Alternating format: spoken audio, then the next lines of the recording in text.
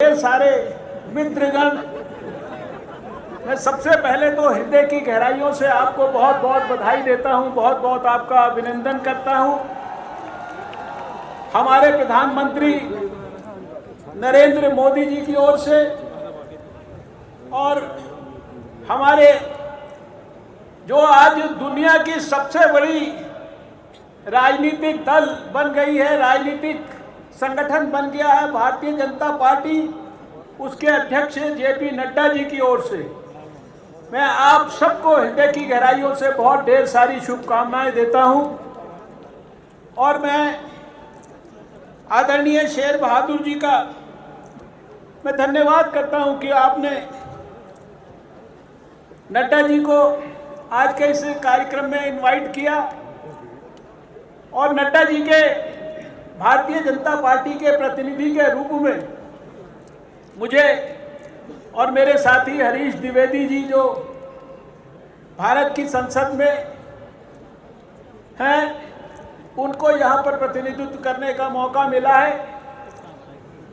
मैं बधाई इस बात के लिए आपको विशेष रूप से सबको देना चाहता हूँ।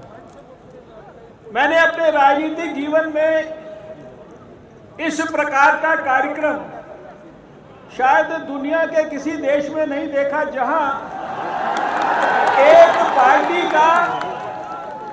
पार्टी का महाअधिवेशन हो और उस पार्टी के महाअधिवेशन में उस देश की सभी राजनीतिक दलों के सभी प्रमुखतम जो वरिष्ठतम नेता हैं वो उसके अंदर विराजमान हो, उनको शुभकामनाएं देने के लिए। अभी 10 दिन पहले मुझे आदरणीय ओली जी की पार्टी के अंदर भी इसी प्रकार का प्रतिनिधित्व जब करने को मिला था मौका, सौभाग्य, तो मैंने देखा कि देश के प्रधानमंत्री दूसरी पार्टी के होते हुए भी वो 3 घंटा 4 घंटा वहां पर शुभकामना देने के लिए रहे। शायद पूरी दुनिया में ऐसा उदाहरण नहीं है। मैं ये समझता हूं कि ये सारे दुनिया भर के राजनीतिक दलों के लिए ये सही मायने में ये एक प्रेरणा लेने लायक उदाहरण है। सब विचारधाराओं के लोगों को जब हम अपने राष्ट्र धर्म का पालन करते हैं, जितना मर्जी विचारों का मतभेद हो, लेकिन हमारा दिल बड़ा होना चाहिए। हमारे यहाँ पर हमारे पूर्व प्रधानमंत्री अटल बिहारी वाजपेयी जी कहा किया करते थे कि राजनीति जो है वो कभी भी छोटे मन से नहीं होती, राजनीति के लिए हमेशा बड़ा मन होना चाहिए। और वो मैंने देखा है, बड़े मन को और बड़े मन से राजनीति करते समय किस प्रकार से किया जाए, उसका मैंने यहाँ पर जो है एक उदाहरण देखा है। मैं हृदय से बहुत बहुत बधाई देता हूँ।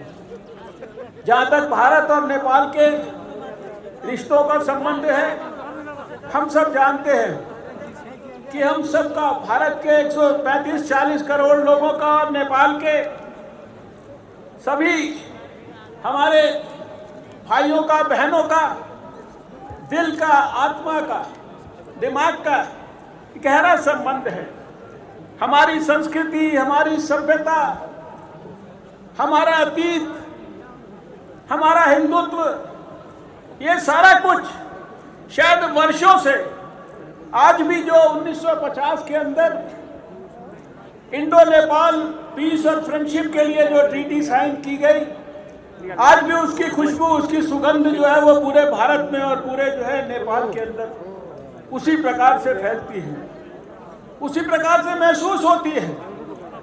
और जब यहाँ किसी को कोई तकलीफ होती है, तो मैंने देखा कि जब कोविड की तकलीफ आई तो फिर भारत के लोगों ने खाली अपने भारतवासियों की चिंता नहीं की, दूसरे लोगों की और विशेषकर अपने पड़ोसियों की और विशेषकर नेपाल के अपने भाइयों बहनों के लिए जब दवाइयों की जरूरत पड़ी, पैरासीटामोल की जरूरत पड़ी, हाइड्रोक्सीक्लोरोक्वीन की जरूरत पड़ी, RT-PCR किट की जरूरत पड़ी, थोड़े समय के बाद वैक्सीन की जरूरत पड़ी, वेंटिलेटर्स की जरूरत पड़ी, ऑक्सीजन की जरूरत पड़ी, किसी चीज के अंदर सहायता करने के अंदर कोई कमी नहीं छोड़ी।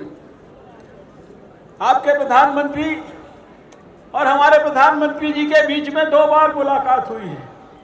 एक मुलाकात तो अभी 2 नवंबर को ही हुई थी ग्लासगो के अंदर, जहां इतने महत्वपूर्ण संवेदनशील विषयों पर, क्लाइमेट चेंज और कोविड के कारण आने वाले समय के अंदर कितनी तकलीफ दुनिया को हो सकती है, कैसे दुनिया को उससे उभारा जा सकता है, इतने अत्यंत संवेदनशील विषयों के ऊपर दोनों ने आपस में मिलकर चर्चा की। और हमने देखा प्रधानमंत्री नरेंद्र मोदी जी के दिल की धड़कन को मैंने महसूस किया है, उनके जज्बे को मैंने बहुत नजदीक से भांपा है। वो एक सुदृढ़, मजबूत, स्थिर नेपाल, और जिसके अंदर भारत और नेपाल के बीच की जो हमारे संबंध हैं वो दिन प्रतिदिन और ज्यादा मजबूत हो। हमारे जो संबंधों के 3 सी हैं, उसमें कल्चर है, कनेक्टिविटी है, और ये जो कल्चर है, कनेक्टिविटी है, कनेक्टिविटी में चाहे वो रोड की कनेक्टिविटी हो, चाहे वो एयर की कनेक्टिविटी हो, चाहे वो रेल की कनेक्टिविटी हो, चाहे वो ट्रेड को, बिजनेस को, इन सब चीजों का ease of trade, ease of business, energy के मामले में मुझे याद है जब अर्थक्वेक हुआ था तो इसी काठमांडू के अंदर हमारे लोगों ने 3 आपके सब स्टेशन जो है उनको दोबारा से जो है स्थिर करने के लिए किस प्रकार से प्रयास किया था। भारत के लोग, भारत के नेता, भारत के प्रधानमंत्री और हमारी भारतीय जनता पार्टी के नेता जेपी नड्डा जी, उन सब ने हृदय की गहराइयों से नेपाल के लोगों के लिए अपनी शुभकामनाएं भेजी हैं। और मैं इस अवसर का उपयोग उन शुभकामनाओं को आप तक पहुंचाने के लिए यहाँ पर खड़ा हुआ हूँ। आपके बहुत सारे लोग यहाँ पर डेलीगेशंस भारत में पिछले समय में गए हैं। हमारे डॉक्टर विजय चौथाईवाला जी, वो भी टीम के साथ यहाँ पर आए हैं, और प्रकाश जी ने, आपके फॉर्मर फॉरेन मिनिस्टर, उन्होंने भारत में जाके जेपी नड्डा जी के साथ, उन्होंने भारत में जाकर हमारे उत्तर प्रदेश के मुख्यमंत्री के साथ, हमारे फॉरेन मिनिस्टर के साथ बहुत सारी महत्वपूर्ण मीटिंगें की हैं। और हर मीटिंग के अंदर सबने मिलकर एक ही विचार, एक ही भावना व्यक्त की है कि हमें नेपाल और भारत के बीच में जो हमारा दिल का रिश्ता है, जो हमारा सामाजिक रिश्ता है, जो हमारा कल्चरल रिश्ता है, इसको सबको मजबूत करना है। आज सुबह मुझे पिछली बार जब आया था तब भी भगवान पशुपतिनाथ के आशीर्वाद लेने को मौका मिला, आज फिर मिला। आप तो भाग्यशाली हो, आप तो हर समय भगवान पशुपतिनाथ का जो है यहाँ पर काठमांडू के अंदर आशीर्वाद लेते हो। और आप लोग के देश को तो वो हिमालय, वो दुनिया के सबसे ऊंचे 8 पहाड़, माउंट एवरेस्ट की चोटी, आपको तो कहां कहां से आशीर्वाद मिलता है। और हम सब चाहते हैं कि नेपाल और अधिक समृद्ध हो और अधिक आगे बढ़े, आपकी खुशहाली और ज़्यादा मजबूत हो, आपके दुखों का पूरी तरह से निवारण हो। और मुझे पूरा विश्वास है कि जिस प्रकार से ये जो नज़ारा है, जो शायद दुनिया में कहीं देखने को नज़र नहीं आता, वो नज़ारा अगर बना रहेगा तो राजनीति के माध्यम से आपका देश जो है वो निश्चित रूप से बहुत ऊंचाइयों तक पहुंचेगा। इसी बात की ढेर सारी शुभकामनाएं देते हुए मैं पुनः भारतवासियों की ओर से आपको सबको हृदय की गहराइयों से नमन करता हूं, प्रणाम करता हूं। मुख्यमंत्री, यहाँ जो प्रधानमंत्री जी हैं और सभी पूर्व प्रधानमंत्रियों को और सभी जो है डेलीगेट्स को और सभी नेताओं को भी हृदय की गहराइयों से प्रणाम करके अपनी बात समाप्त करता हूं। नमस्कार, जय नेपाल, जय हिंद। उसी तरह से आज नेपाली कांग्रेस के महाधिवेशन के सामने बोलते हुए मुझे गौरव की अनुभूति होती है, क्योंकि आप लोकतंत्र की एक बहुत महत्वपूर्ण कड़ी है, इसकी पूरी तरह से मुझे जानकारी है। The Indian National Congress is confident that Nepal would continue to make progress towards peace, prosperity and all-round development. The promulgation of the Constitution in September 2015 was an important development that had helped to consolidate multi-party constitutional democracy in Nepal and the establishment in Nepal of federal democracy. The Indian National Congress and Nepali Congress share a historic relationship. Leadership of both the parties have enjoyed mutual trust and respect. Over the years, there has been a rich and frank exchange of views that has helped in promoting mutual understanding. Regular exchange of visits at the highest level between the two parties demonstrates the priority that we attach to our relationship. India attaches highest priority to its relations with Nepal, a friendly neighbor. India's interest is in the peaceful, united, inclusive and stable Nepal. Our age-old ties with Nepal are unique and special, characterized by an open border based on shared history, geography, culture, close people-to-people ties, mutual security and close economic linkages.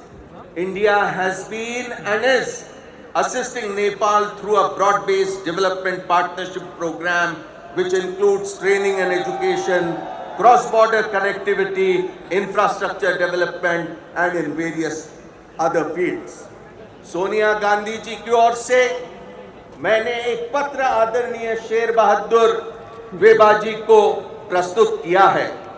Sonia Gandhi ji स्वयं यहाँ पर आकर बहुत खुश होती, आपसे मिलकर बहुत खुश होती, लेकिन वहां नई दिल्ली में लोकसभा का अधिवेशन शुरू है और इसलिए उन्होंने खेद प्रकट किया कि वो आपके इस महाधिवेशन में उपस्थित नहीं हो सकी। हमारी ये शुभकामना होगी कि आपका ये महाधिवेशन पूरी तरह से यशस्वी हो और नेपाल तरक्की के रास्ते पर तेजी से आगे बढ़ता रहे और यहाँ शांति और सद्भावना, यहाँ लोकतांत्रिक तरीके से मजबूत होते रहे। कुछ प्रश्न भारत और नेपाल के बीच में प्रलंबित रह सकते हैं, लेकिन आपस में भाईचारे के रिश्ते से, मित्रता के रिश्ते से, आपसी विश्वास के भरोसे हम वो समस्त प्रश्न ये हल कर सकते हैं, इसका मैं यहाँ पर भरोसा दिलाता हूँ। भारतीय राष्ट्रीय कांग्रेस भारत और नेपाल के संबंधों को और सशक्त बनाने के लिए जो भी भूमिका आप हमारे से अपेक्षित रखते हैं, वो भूमिका का हम निर्वहन करेंगे। मैं इन्हीं शब्दों के साथ फिर एक बार बहुत बहुत शुभकामनाएं देता हूं और यहीं पर मैं अपनी वाणी को विराम देता हूं। जय नेपाल, जय भारत।